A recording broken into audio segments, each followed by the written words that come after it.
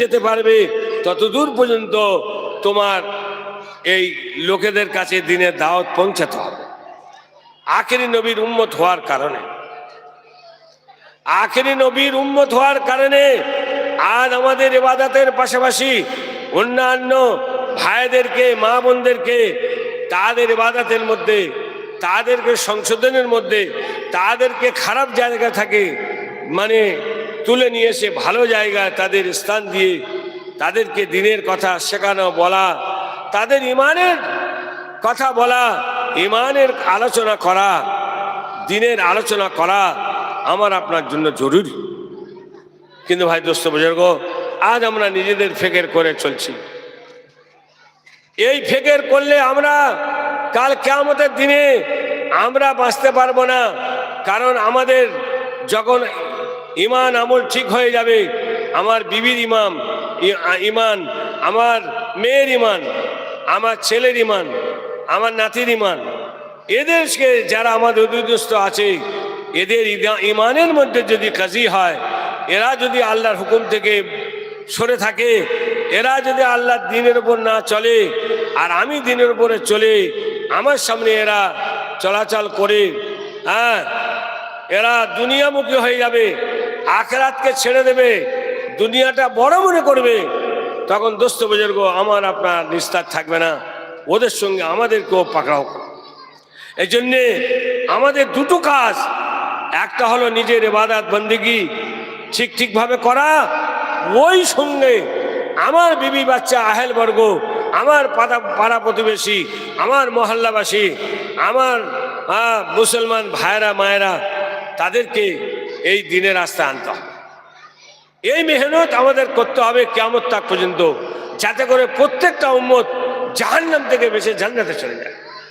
আম্বিয়া আলাইহিস সালামদের যে ফিকির ছিল, तमाम দুনিয়ার নবীদের যে ফিকির ছিল, সেই ফিকিরমান হয়ে আমাদেরকে এই কাজ করতে হবে। এই কাজ ছাড়া নিস্তার নেই ভাই, এছাড়া অন্য কোনো কাজ নেই। উম্মতকে এই জাহান্নামের আগুন থেকে বাঁচানো আর দ্বিতীয় কোনো পদ্ধতি নেই। নিজে বাঁচো, আহলে বরকতে বাঁচো। ভাই দোস্ত বুজুর্গ, আজ সকাল থেকে আজ সন্ধ্যা পর্যন্ত এই জায়গায় কত সুন্দর পরিবেশ, কোরআনের মানে মুসাবাকাত, কোরআনের মানে সহি মানে আপনার তরতিব, কিভাবে বাচ্চাদের মধ্যে কোরআন এসে যায়, হাদিস এসে যায়, কিভাবে বাচ্চারা প্রথম থেকে দিনদার হয়ে যায়, সেই সাথে সাথে তাদের মা বাপের দিনের প্রতি উৎসাহিত এসে যায়, সেই রকম একটা মজলিস আমাদের এই পাড়ার জোয়ান ছেলেরা অকাল মানে পরিশ্রম করে, হ্যাঁ, রাতের ঘুম হারাম করে বিভিন্ন মানুষের কাছ থেকে চাঁদা পয়সা তুলে নিয়ে এসে নিজেরা শ্রম দিয়ে পয়সা দিয়ে একটা সুন্দর মানে পরিবেশ তৈরি করলো। সেটা শেষ হয়ে গেছে আলহামদুলিল্লাহ। এখন আমাদের এখান থেকে সকাল পর্যন্ত জলসা চলবে, একের পর এক ওলামারা আসবেন, আপনারা দ্বিধা করবেন না, ভালো ভালো বক্তারা আসবেন। আমাদের এখানে এরকম বড় জলসা কোনো সময় হয়নি, এইরকম বড় বড় ওলামারা আসেনি।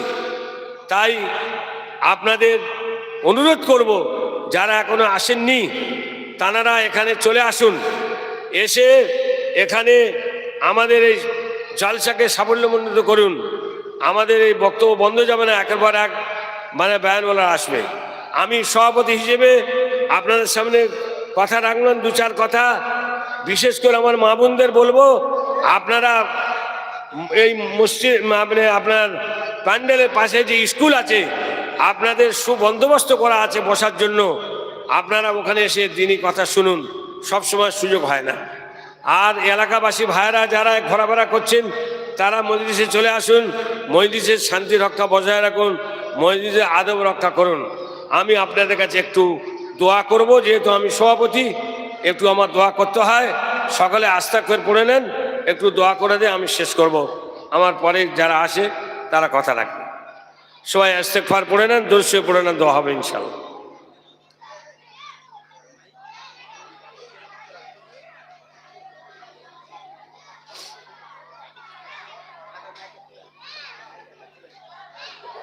যে যেখানে আসেন মজলিসে চলে আসুন, দোয়া হচ্ছে।